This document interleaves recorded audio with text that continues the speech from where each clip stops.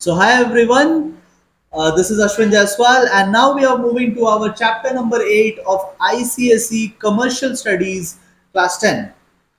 Chapter cost के ऊपर है, very simple very easy chapter. आपके सिलेबस में भी बहुत ज्यादा कुछ नहीं दिया हुआ है। We are going to follow our syllabus strictly and इस चैप्टर को हम लोग शुरू एंड खत्म करते हैं। सबसे पहली चीज, what do we mean by cost? जो स्क्रीन पे मार्किंग आ रही है वो आप करते चलिएगा। मे बी मेरे बुक का एडिशन एंड आपके बुक का एडिशन अलग हो तो थोड़े वर्डिंग्स में डिफरेंस हो सकते हैं, बट दैट्स ओके। ठीक है, हम लोग क्लास 10 में है तो उतना तो मैनेज कर ही लेंगे, इतने तो बड़े हो गए हैं कि हम लोग थोड़ा बहुत मैनेज कर ले। ठीक है, may be the words will not match exactly but concept will match 100%। ठीक है, और अगर वर्ड्स मैच कर रहे हैं तब तो बहुत बढ़िया। देखो, सबसे पहला बात, कॉस्ट किसे कहते हैं? देखो, आप कोई भी एक्टिविटी करने में जो एक्सपेंडिचर करते हैं, जो खर्चे करते हैं, कोई भी चीज बनाने जाओगे, जैसे अगर आप एक फर्नीचर बनाने जा रहे हैं तो फर्नीचर बनाने के लिए आपको कुछ तो खर्चा करना पड़ेगा। मटेरियल खरीदना पड़ेगा, वुड खरीदना पड़ेगा, फेविकॉल खरीदना पड़ेगा, लेबर बुलाने पड़ेंगे, तो आपको जो खर्चे पड़ेंगे उसे हम कहते हैं cost. Now the cost can B, अगर आप देखोगे यहां, एक्चुअल भी हो सकता है, नोशनल भी हो सकता है। What is the meaning of actual and notional? देखो, एक्चुअल कॉस्ट एक्चुअली में जो आउट ऑफ पॉकेट एक्सपेंस हुआ, ठीक है, जिसमें हमारे पॉकेट के बाहर पैसा गया। जैसे मैंने फर्नीचर बनाने के लिए लकड़ियां खरीदी, I bought some wood for making furniture, तो मुझे 5,000 रुपीज का कॉस्ट आया, बिकॉज मैंने मंगवाया पूरा वुड, तो मुझे 5,000 का कॉस्ट आया, राइट।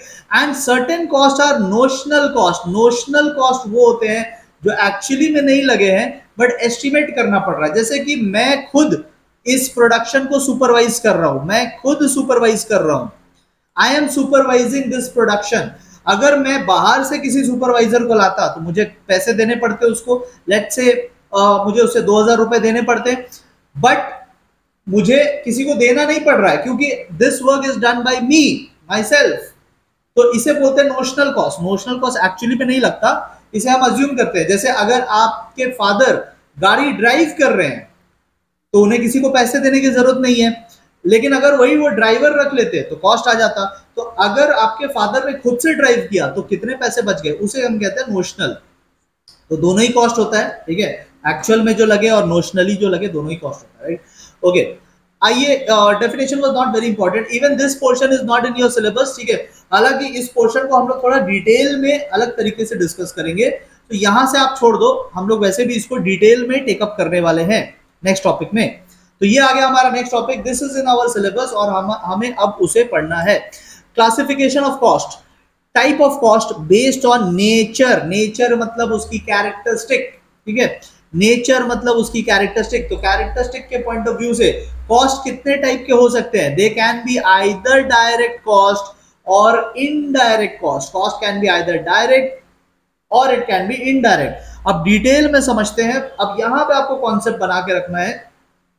आपको पता होगा आपके कॉन्सेप्ट बेस्ड क्वेश्चंस आने वाले हैं अब अपकमिंग एग्जाम में।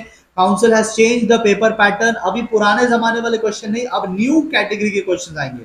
तो अगर आप मेरी बातों को ध्यान से सुनेंगे, you will be able to answer those questions, ठीक है, because now questions are going to be slightly of a higher standard. तो please focus over here. Direct cost किसे कहते हैं? What are direct cost? देखो, जैसे मेरे हाथ में ये पेन है, तो इस पेन को बनाने में, इस पेन को बनाने के लिए जो जो खर्चे एक्टिवली लगे हैं, डायरेक्टली लगे हैं, उन्हें मैं डायरेक्ट कॉस्ट कहूंगा। तो the all those activities which were directly involved in the production of this product, उसे मैं क्या कहूंगा? उसे मैं कहूंगा डायरेक्ट कॉस्ट। ठीक है, आपके लिए सब मार्किंग करके रखा है। अगर आपको एग्जैक्ट वर्ड्स मिल जाए तो आप मार्क कर लो, अगर आपको एग्जैक्ट वर्ड्स नहीं मिले तो सिमिलर वर्ड्स मिल जाएंगे, आप वो मार्क कर लेना। बट अभी आप कॉन्सेप्ट समझने में फोकस करो। Video is for understanding the concept. तो ध्यान से सुनिए। अब डायरेक्ट कॉस्ट कितने टाइप के होते हैं? डायरेक्ट कॉस्ट होते हैं डायरेक्ट मटेरियल, ठीक है, एक कैटेगरी। दूसरा डायरेक्ट लेबर, एंड तीसरा आपको यहां पे दिख रहा होगा डायरेक्ट एक्सपेंस। अलग कलर से कर देते हैं, आपको ज्यादा जल्दी दिखेगा। Direct material, direct labour and direct expense. So direct cost can be of 3 types. तो क्या बोला मैंने? डायरेक्ट कॉस्ट क्या होता है? वो cost which are directly actively involve in the production of the main product. तो पेन बनाने के लिए मुझे कुछ मटेरियल लगेगा, जैसे आपके बुक में एग्जांपल दिया है फर्नीचर के लिए, देखो would used in making furniture, तो लकड़ियां डायरेक्टली लगी है फर्नीचर के प्रोडक्शन में, those would what ever they cost will be your direct cost, तो उन वुड की जो भी कॉस्ट लगी है वो आपकी डायरेक्ट मटेरियल कॉस्ट है। डायरेक्ट कॉस्ट है कौन से नेचर का, डायरेक्ट मटेरियल। तो direct cost can be of three types, it can be material cost also, it can be labour cost also, it can be expenses also. So लकड़ियां आपने क्यों खरीदी थी, डायरेक्टली फर्नीचर में लगाने के लिए, तो उसे आप कहोगे डायरेक्ट मटेरियल। अच्छा, या डायरेक्ट कॉस्ट भी बोल सकते हो। नेक्स्ट आता है direct labour, all those people involve actively directly in the production of the furniture will be known as direct labor। तो जो कारपेंटर्स को, आप देखो आपके बुक में एग्जांपल यहां पे गिवन है, जो कारपेंटर्स फर्नीचर बनाने में एक्टिवली इन्वॉल्व है, लकड़ियों को काट रहे हैं, जोड़ रहे हैं, वो फर्नीचर रेडी कर रहे हैं, तो जो वर्कर्स मेरे यहाँ पे डायरेक्टली उस प्रोडक्शन में लगे हुए हैं उन्हें मैं क्या कहूंगा, डायरेक्ट लेबर। उनको जो मैं खर्चा दे रहा हूं, उनको जो मैं वेजेस दे रहा हूं, उनको जो मैं सैलरी दे रहा हूं, those are known as direct cost. Then there is direct expense, any expenditure which you make for the production of the goods is direct expense। जैसे यहां बहुत अच्छा एग्जांपल आपके बुक में गिवन है, fees paid to the architect for a building. तो building जब बनती है तो पहले बिल्डिंग की डिजाइन बनती है, जैसे बुर्ज खलीफा जब बना था तो ऐसे ही थोड़ी बनाना शुरू कर दिया, पहले उस बिल्डिंग की डिजाइनिंग हुई, ठीक है, आर्किटेक्चर ने उसका डिजाइन तैयार किया, इंजीनियरिंग मॉडल पे बेस्ड ऑन देयर नॉलेज उन्होंने उसका डिजाइनिंग तैयार किया, तो वो जो डिजाइन है वो तो डायरेक्टली उस बिल्डिंग के लिए बनाई गई थी ना, विदाउट दैट डिजाइन क्या वो बिल्डिंग बन जाता, नो। तो any expenditure, any expense that you incur directly for the production of the goods, उसे हम क्या कहेंगे, उसे हम कहेंगे डायरेक्ट एक्सपेंस। तो ये तीनों ही मिलकर बन जाते हैं डायरेक्ट कॉस्ट, ठीक है, ये तीनों ही मिलकर बन जाते हैं डायरेक्ट कॉस्ट। आई होप आपको डायरेक्ट कॉस्ट समझ में आ गया होगा। देन नेक्स्ट आता है इनडायरेक्ट कॉस्ट। इनडायरेक्ट कॉस्ट मतलब इसका प्रोडक्शन से कोई डायरेक्ट लेना देना नहीं है, बट ये भी हमारे बिजनेस में होना जरूरी है। Both are important, direct cost भी इंपॉर्टेंट है, इनडायरेक्ट कॉस्ट भी इंपॉर्टेंट है, बट इनडायरेक्ट कॉस्ट डायरेक्टली आपका प्रोडक्ट में हेल्प नहीं करेगा। जैसे कि इनडायरेक्ट में भी वही तीन चीज होते हैं, यहां पे आएगा indirect material, so we buy a lot of material but उसका फर्नीचर बनाने से कोई लेना देना नहीं था। जैसे कि यहाँ पे बहुत अच्छा एग्जांपल आपके बुक में गिवन है, stationery material, pen pencil paper. आप किसी भी बिजनेस में जाओगे, किसी भी बिजनेस के ऑफिस में जाओगे तो उनका एक ऑफिस रहेगा, ऑफिस में डेस्क रहेगा, डेस्क में कुछ पेपर्स रहते हैं, डायरीज रहते हैं, पेन पेंसिल ये सब रहता है। आप सपोज ऑर्डर देने आए हो एज अ कस्टमर, तो वो आपका ऑर्डर लिखेगा कहाँ पे, उनका एक पैड रहता है, उस पैड पे वो लोग लिखते हैं आपके ऑर्डर्स को, बिल बनाते हैं, प्रिंटिंग करते हैं, तो all those are stationery items. Now business में तो वो सब होना चाहिए, वो सब तो जरूरी है, बट क्या उससे प्रोडक्शन हो रहा है? Are they making anything with those pen pencil paper printer eraser sharpener stapler, are they making anything with that? No, but still वो मटेरियल है उनके बिजनेस में। तो ऐसे मटेरियल को कहेंगे इनडायरेक्ट मटेरियल, जिसका प्रोडक्शन से कोई लेना देना नहीं है, बिजनेस में है बट प्रोडक्शन में कोई लेना देना नहीं है, इसको हम कहेंगे इनडायरेक्ट मटेरियल। ठीक है, जैसे यहाँ आपके बुक में बहुत अच्छा एग्जांपल गिवन है, स्टेशनरी मटेरियल्स। अच्छा, सिमिलरली इनडायरेक्ट लेबर कौन होंगे? वो लोग जो आपके प्रोडक्शन में इन्वॉल्व नहीं है, बिजनेस में दे आर वर्किंग। जैसे अकाउंटेंट, मैंने अपने बिजनेस में अकाउंटेंट रखा, तो अकाउंटेंट जो आ रहा है वो अपना अकाउंटिंग का काम कर रहा है, वो बिजनेस का प्रॉफिट लॉस निकाल रहा है, पैसों का हिसाब रख रहा है, he is keeping track of the money, he is keeping track of the profit, तो वो भी जरूरी काम है, इसलिए मैंने उसको रखा है। बट क्या वो मेरा प्रोडक्शन में हेल्प कर रहा है, आके फर्नीचर बना देगा क्या? नहीं। तो he is an indirect labour, उस पर जो मैं खर्चा कर रहा हूं, उसको जो सैलरी दे रहा हूं, वो इनडायरेक्ट कॉस्ट है। सिमिलरली जो मेरा गेटकीपर है, गेटकीपर भी जरूरी है, बट वो गेटकीपर प्रोडक्शन कर देगा क्या? नहीं। तो वो गेटकीपर इनडायरेक्टली कंट्रीब्यूट कर रहा है मेरे बिजनेस के लिए, अकाउंटेंट इनडायरेक्टली कंट्रीब्यूट कर रहा है मेरे बिजनेस के लिए। आपको बात समझ में आई? एंड देन आता है indirect expense. Indirect expense are those expenses जो बिजनेस के लिए जरूरी है बट प्रोडक्शन में डायरेक्टली इन्वॉल्व नहीं है. जैसे मैंने सीसीटीवी कैमरा लगवाया अपने प्रोडक्शन एरिया में, अपने ऑफिस एरिया में मैंने सीसीटीवी कैमरा लगवाया, जरूरी है बिजनेस में, चोरी ना हो जाए, ठीक है, अपना ही स्टाफ कुछ गड़बड़ ना कर दे या लड़ाई झगड़ा ना हो जाए, वो मैंने देखने के लिए, मैंने मॉनिटर करने के लिए लगाया है. तो क्या उससे प्रोडक्शन हो रहा है? क्या उससे कोई प्रोडक्शन नहीं हो रहा है, but it is still an expense of my business. ठीक है, आपके बुक में रेंट का एग्जाम्पल गिवन है. ठीक है, रेंट अगर आप पे कर रहे हैं, भाड़े की जमीन है, उस पर आप प्रोडक्शन कर रहे हैं, तो भाड़ा तो देना पड़ेगा, बट उससे प्रोडक्शन हो जा रहा है क्या? नहीं, प्रोडक्शन तो आपका उससे नहीं हो रहा है, प्रोडक्शन के एक्टिवली इन्वॉल्व नहीं है, indirectly it is helping you in production. That is why it is an indirect expense and indirect cost. ठीक है, सो बेसिकली अगर मैं समअप करूं अभी तक जो जो हमने बात किया, अगर मैं एक बार समअप करूं तो बेसिकली कॉस्ट डायरेक्ट नेचर का भी होता है और डायरेक्ट में भी तीन आ जाता है: direct material, direct labour and direct expense. Similarly indirect भी होता है, इनडायरेक्ट कॉस्ट, और उसमें भी तीन आ जाते हैं, वही तीन आ जाते हैं: indirect material, indirect labour and indirect expenses. ठीक है, ऑलराइट. उसके बाद आपके बुक में डिफरेंसेस गिवन है, आप कोई भी दो डिफरेंसेस ऑफ योर चॉइस कर सकते हैं. ठीक है, हम लोग चलते हैं चैप्टर के लास्ट टॉपिक पे. जो चैप्टर का लास्ट टॉपिक हमें जो सिलेबस में बोला है पढ़ने को, वो ये है कि बिहेवियर के बेसिस पे कितने कॉस्ट होते हैं, कॉस्ट के बिहेवियर के बेसिस पे. मैं आपको पूरा डिटेल में समझाऊंगा, आराम से समझते हैं इसको. Okay, so the next part is fixed cost, variable cost and semi variable cost. ठीक है, fixed, variable and semi variable या सेमी फिक्स्ड. तो पहले fixed cost and variable cost को समझते हैं, बहुत अच्छे से समझते हैं इसको, क्या क्या मतलब है. देखो, फिक्स्ड कॉस्ट किसे कहते हैं? फिक्स्ड कॉस्ट मतलब जब तक आपका बिजनेस है तब तक वो कॉस्ट आपको लगेगा ही, फिक्स्ड है, it won't change, you can't avoid it, you have to pay it. ठीक है, चाहे आप बहुत प्रोडक्शन करो, चाहे आप थोड़ा सा प्रोडक्शन करो, चाहे आप प्रोडक्शन मत करो, यू स्टिल हैव टू पे. एग्जांपल होता है जैसे रेंट ऑफ फैक्ट्री बिल्डिंग. अगर आपने भाड़े पे बिल्डिंग लिया है, भाड़े पे है, रेंट पे है, so you have to pay it. चाहे आप ये नहीं बोल सकते कि नहीं मेरा तो 10 दिन फैक्ट्री बंद था, तो बंद है तो बंद है, आपने तो एरिया का रेंट देना है ना, you have to pay rent according to the area. If you have taken it on rent, you have to pay. तो उसे हम कहते हैं फिक्स्ड कॉस्ट, जब तक बिजनेस है तब तक लगेगा. दूसरा होता है वेरिएबल कॉस्ट, ये नीचे दिया हुआ वेरिएबल कॉस्ट.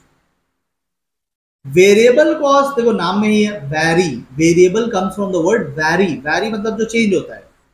वेरिएबल कॉस्ट वो होते हैं जो वैरी करते हैं आपके प्रोडक्शन के अकॉर्डिंग, आपके एक्टिविटी के according.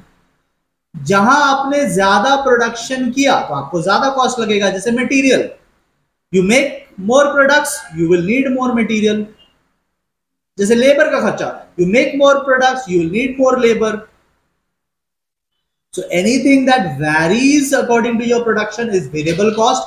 Anything that does not vary, जो नहीं वैरी करता उसे फिक्स्ड कहते हैं. सेमी वेरिएबल पे आएंगे थोड़ा टाइम के बाद आएंगे. एक बार मैं पहले डिफरेंसेस यहाँ पे करा दूं. पहला तो वो आपका मीनिंग है, मीनिंग मैंने आपको समझा दिया. बेसिस, फिक्स्ड कॉस्ट टाइम के हिसाब से लगता है. जैसे रेंट एवरी मंथ देना पड़ेगा, सैलरी एवरी मंथ देना पड़ेगा. ठीक है, वेरिएबल कॉस्ट जो होता है वो आपके एक्टिविटी पे लगता है, एक्टिविटी पे लगता है. यानी you do more activity, if your activity is more, your variable cost is high. Your activity is less, your variable cost is low. ज्यादा एक्टिविटी करोगे तो ज्यादा मटेरियल का खर्चा, ज्यादा लेबर का खर्चा. कम प्रोडक्शन करोगे तो कम लेबर का खर्चा, कम मटेरियल का खर्चा. मत करो प्रोडक्शन, मटेरियल का खर्चा लगेगा ही नहीं, लेबर का खर्चा लगेगा ही नहीं. बात समझ में आई? तो ये आपका एक्टिविटी पे डिपेंड करता है. पॉइंट नंबर 3 में आपको समझाऊंगा डिटेल में. I am coming to point number 4 first. Point number 4 बोलता है these cost are not controllable, मतलब you have to pay, there is no choice, have to pay. ठीक है, आपको एग्जांपल गिवन है नीचे पॉइंट नंबर 5 में. इनको देना ही पड़ता है। बट वेरिएबल कॉस्ट क्या है, ये कंट्रोलेबल है, मैं इसको कम कर सकता हूं। मैंने अगर प्रोडक्शन कम कर दिया तो ये कम हो जाएगा, मैंने अगर प्रोडक्शन रोक दिया थोड़े टाइम के लिए तो ये पूरा रुक जाएगा। So this can be avoided, this can be avoided. ठीक है, ये सब आपको कॉन्सेप्चुअल क्वेश्चन में पूछेंगे। अब आपके पेपर में कॉन्सेप्चुअल क्वेश्चन आने वाले हैं। Forget the old pattern, forget the old questions, new questions अब बनेंगे कॉन्सेप्ट बेस्ड, तो आपको इस पे ध्यान देना है। ठीक है, can be avoided, these can be avoided. ठीक है, तो अब आपको पूरा नए तरीके से पढ़ना है, राइट। ओके, पॉइंट नंबर 3 पे आते हैं। अब मैं पॉइंट नंबर 3 आपको थोड़ा डिटेल में समझाता हूँ। So let me remove everything and point number 3 में आपको समझाता हूँ। ठीक है, पे अटेंशन। देखो पॉइंट नंबर 3 क्या बोल रहा है। Point number 3 is saying that, चलो मैं आपको यहाँ एग्जांपल बताता हूँ। Units, units, fixed cost, variable cost. Now let's say I produce 1 2 4 units. Fixed cost तो चेंज होता नहीं है, तो फिक्स्ड कॉस्ट आप 1 यूनिट बनाओ तो भी 100, आप 2 बनाओ तो भी 100, आप 4 बनाओ तो भी 100, आप 400 बना लो तो भी 100। वेरिएबल कॉस्ट क्या होता है, वो पर प्रोडक्शन लगता है। जैसे मैं 1 बनाऊंगा तो मुझे मटेरियल का खर्चा आएगा 10 रुपया, मैं 2 बनाऊंगा तो मुझे 20 रुपीज कॉस्ट आएगा, मैं 4 बनाऊंगा तो मुझे 40 रुपीज कॉस्ट आएगा। तो ये तो हो गई टोटल की बात, total fixed cost and total variable cost. But अब मैं आपको पर यूनिट निकाल के दिखाता हूं। पर यूनिट में क्या हो रहा है, पर यूनिट, पर यूनिट। ठीक है, per unit and per unit में आपको निकाल के दिखाता हूं क्या क्या डिफरेंस मिल रहा है। So I again find out fixed cost, but इसे एवरेज फिक्स्ड कॉस्ट कहेंगे, एवरेज यानी पर यूनिट। ठीक है, तो ये कैसे निकलता है, you take the fixed cost and you divided by units. तो फिक्स्ड कॉस्ट कितना है, 100 divided by 1, again 100। Fixed cost कितना है, 100 divide by 2, you get 50। Fixed cost कितना है, 100 you divide by 4, you get 25। तो आप एक चीज नोटिस करेंगे कि फिक्स्ड कॉस्ट टोटल में तो चेंज नहीं हो रहा है, but fixed cost per unit जब निकाल रहे तो चेंज हो रहा है। वेरिएबल कॉस्ट देखते हैं, average variable cost. Average variable cost कैसे आएगा, variable cost divided by unit. So variable cost was 10 divided by 1, so 10 divided by 1 would be 10, 20 divided by 2 would be again 10, 40 divided by 4 would be again 10। तो variable cost में भी एक चीज दिख रहा है कि वेरिएबल कॉस्ट टोटल में चेंज होता है, बट पर यूनिट में वो चेंज नहीं हो रहा है।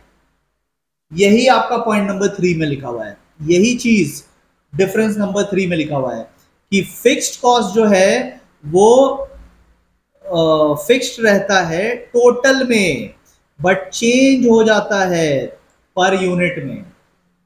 Variable cost on the other hand total में चेंज होता है, बट पर यूनिट में वो फिक्स्ड हो जाता है, मतलब फिक्स्ड इन द सेंस कि वैल्यू चेंज नहीं होती है। तो this is what is written in point number 3। ठीक है, बाकी इस चैप्टर का कोई भी पार्ट हमारे सिलेबस में नहीं है। मैं एक बार आपको ये समझा देता हूँ, कंट्रोलेबल एंड अनकंट्रोलेबल, बट ये सब अदर कॉस्ट जो है सिलेबस में नहीं है।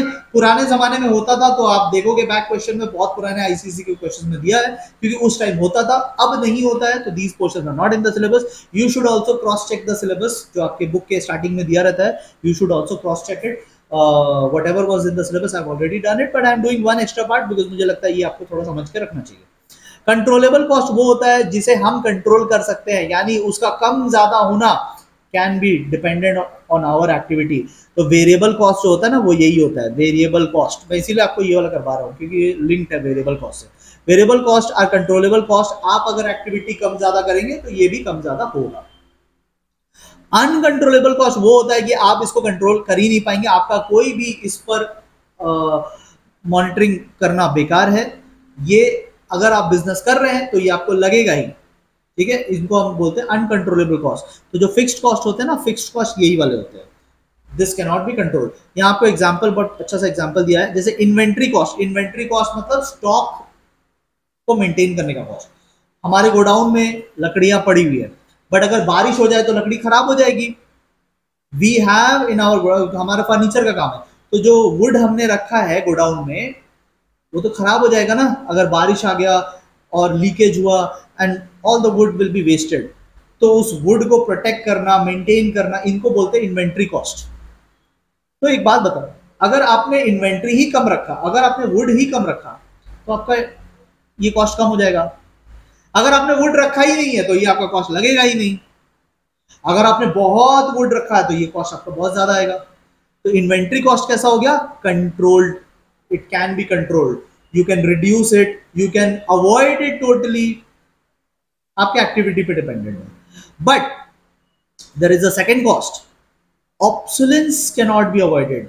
ऑब्सोलेंस मतलब क्या होता है? ऑब्सोलेंस मतलब धीरे धीरे कोई चीज ना अपनी वैल्यू लूज कर देती है। कोई भी मटेरियल समय के साथ साथ खराब होती जाती है, तो उसे आप रोक नहीं सकते।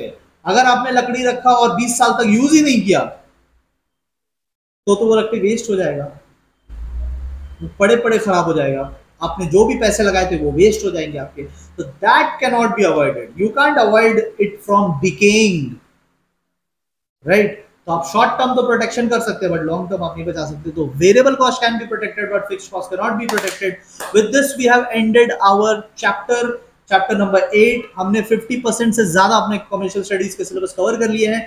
अब हम लोग टुवर्ड्स द एग्जाम मूव कर रहे हैं, right? And now we are left with another 7 chapters I guess. ठीक है, सो आपको ये पढ़ाना कैसा लग रहा है, कैसा समझ में आ रहा है? आप कमेंट बॉक्स में अपना रिव्यू जरूर दीजिएगा। If you find it very useful then do share it with your friends also.